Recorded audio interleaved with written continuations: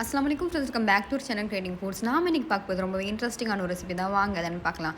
இந்த ரெசிபிக்கு தேவையான இன்க்ரீடியன்ஸ் ஃபஸ்ட்டு பார்த்தலாம். ஒரு பே லீஃப், ஒரு ஜாதி பத்திரி, 5லிருந்து 6 முந்திரி, ஒரு சின்ன ஸ்பூன் அளவுக்கு மிளகு, 2 ஏலக்காய், ஒரு சின்ன துண்டு பட்டை, 2 கிராம்பு, ஒரு மீடியம் சைஸ் தக்காளியை ஹாஃபாக கட் பண்ணி எடுத்துக்கலாம். நெக்ஸ்ட் 2 வரமிளகாய், ஒரு ஸ்பூன் அளவுக்கு சோம்பு. இதுக்கு முதல்ல நீங்கள் சீரகம் இருந்தாலும் ஆட் பண்ணிக்கலாம். இப்போ ஒரு ட்ரை பேனில் நல்லா ஹீட் ஆன பிறகு இந்த ட்ரை இன்க்ரீடியன்ஸ்லாம் ஆட் பண்ணிடலாம்.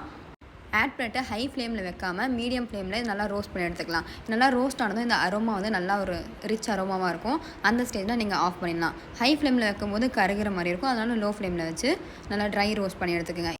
இப்போ நம்ம ட்ரை ரோஸ்ட் பண்ணி இந்த இன்க்ரீடியன்ஸை ஒரு பிளேட்டில் மாற்றி நல்லா ஆற வச்சு எடுத்துக்கலாம். நெக்ஸ்ட்டு அதே பேனில் நல்லா சூடான பிறகு 2 ஸ்பூன் அளவுக்கு எண்ணெய் ஆட் பண்ணிக்கலாம். எண்ணெய்க்கு பதில் நீங்கள் கீயோட ஃப்ளேவர் பிடிச்சிருந்தா அதையுமே ஆட் பண்ணிக்கலாம். ஆட் பண்ணி நல்லா சூடானதும் இதில் நல்லா தின்னாக ஸ்லைஸ் பண்ண ஒரு மீடியம் சைஸ் வெங்காயத்தை ஆட் பண்ணிக்கலாம்.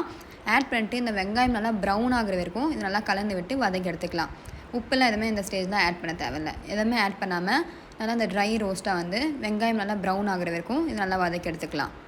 இதுவுமே ஹை ஃப்ளேமில் வைக்காமல் மீடியம் ஃப்ளேமில் வச்சு வறக்கும்போது நல்லா மொறுன்னு நல்லா க்ரன்ச்சியாக இருக்கும். நெக்ஸ்ட் இப்போ ஒரு மிக்சர் ஜாரில் நம்ம ஆற வச்ச இந்த ட்ரை இன்க்ரீடியன்ஸ் ஆட் பண்ணிவிட்டு ஒரு 2 பல்ஸ் கொடுத்து அரைச்சி எடுத்துக்கலாம். ஃபைன் பவுடராக அரைக்காமல் நல்லா குறை இருக்கிற ஸ்டேஜ் வரைக்கும் அரைச்சி எடுத்துக்கலாம். நெக்ஸ்ட் இப்போ அரைச்சி எடுத்த பிறகு இதில் ஒரு மீடியம் சைஸ் தக்காளி ஆட் பண்ணிக்கலாம். ஆட் பண்ணி இதுவுமே 2 பல்ஸ் கொடுத்து நல்லா பேஸ்ட்டாக வந்து அரைச்சி எடுத்துக்கலாம். இது கூட நம்ம ரோஸ்ட் பண்ண வெங்காயம் இதுவுமே தனியாக ஆட் பண்ணி அரைச்சி எடுத்துக்கலாம். இப்போ எல்லாமே பிளண்ட் ஆகி நல்லா ஒரு பேஸ்ட் கன்சிஸ்டன்சியில் இருக்கும். இப்போ இது தனியாக சைடில் வச்சு நெக்ஸ்ட்டு ஒரு குக்கர் வச்சுக்கலாம். இதுக்கு பதிலாக நீங்கள் பேன் கூட எடுத்துக்கலாம். இதில் 2 ஸ்பூன் அளவுக்கு எண்ணெய் ஆட் பண்ணிக்கலாம். எண்ணெய் நல்லா சூடானதும் இதில் எண்ணெய் 1 ஸ்பூன் அளவுக்கு இல்லைனா கீ 1 ஸ்பூன் அளவுக்கு கூட ஆட் பண்ணிக்கலாம். இப்போ இதில் ட்ரை இன்க்ரீடியன்ஸ் ஆட் பண்ணிடலாம். பே லீஃப், ஒரு ஜாதி பத்திரி, ஒரு சின்ன ஸ்பூன் அளவுக்கு மிளகு ஆட் பண்ணி நல்லா ரோஸ்ட் ஆனதும் இதில் 1/4 கிலோ மட்டனை போன் கூட எடுத்துருக்கோம். அந்த பீஸ் எதுவும் வாஷ் பண்ணி ஆட் பண்ணிக்கலாம். ஆட் பண்ணிட்டு நல்லா கலந்து விட்டு தண்ணியெலாம் எதுவுமே ஆட் பண்ணாமல் மட்டன் அப்படியே வேகணும். அது வேகும்போது அதுலேருந்து தண்ணி ரிலீஸ் ஆகும். அந்த தண்ணி ரிலீஸ் ஆனது எல்லாமே வத்துற அளவுக்கு இதை நல்லா வேக எடுத்து வச்சுட்டு நெக்ஸ்ட் இதில் 1 ஸ்பூன் அளவுக்கு காஷ்மீரி சில்லி பவுடர் ஆட் பண்ணி நல்லா கலந்து விட்டு நெக்ஸ்ட் இதில் 1/4 ஸ்பூன் அளவுக்கு மஞ்சள் தூள், 1 ஸ்பூன் அளவுக்கு மிளகாய்த்தூள், வெறும் மிளகாய்த்தூள் ஆட் பண்ணிக்கலாம். உங்களோட காரத்துக்கு ஏற்ற மாதிரி நீங்கள் அதை ஆட் பண்ணிக்கலாம். நெக்ஸ்ட் 1 ஸ்பூன் மல்லித்தூள் ஆட் பண்ணிவிட்டு நல்லா கலந்து விட்டு நல்லா பச்சை வாசனை போகிற வரைக்கும் இது நல்லா வதக்கி எடுத்துக்கலாம். இந்த ஆட் பண்ண மசாலாவோட பச்சை வாசனை நல்லா போன பிறகு நெக்ஸ்ட்டு இதில் 1 ஸ்பூன் அளவுக்கு இஞ்சி பூண்டு பேஸ்ட் ஆட் பண்ணிக்கலாம். இஞ்சி பூண்டு பேஸ்ட் ஆட் பண்ணி நல்லா கலந்து விட்டு நம்ம ஏற்கனவே அரைச்சி வச்ச மசாலாவை வந்து இந்த ஸ்டேஜில் ஆட் பண்ணிக்கலாம். இது கூடவே மசாலாவை அலசினா கொஞ்சம் தண்ணி ஆட் பண்ணிவிட்டு நல்லா கலந்து விட்டு மட்டனை வந்து நீங்கள் வேக வச்சு ஆட் பண்ணும்போது இன்னும் கொஞ்சம் சிம்பிளாக இருக்கும்.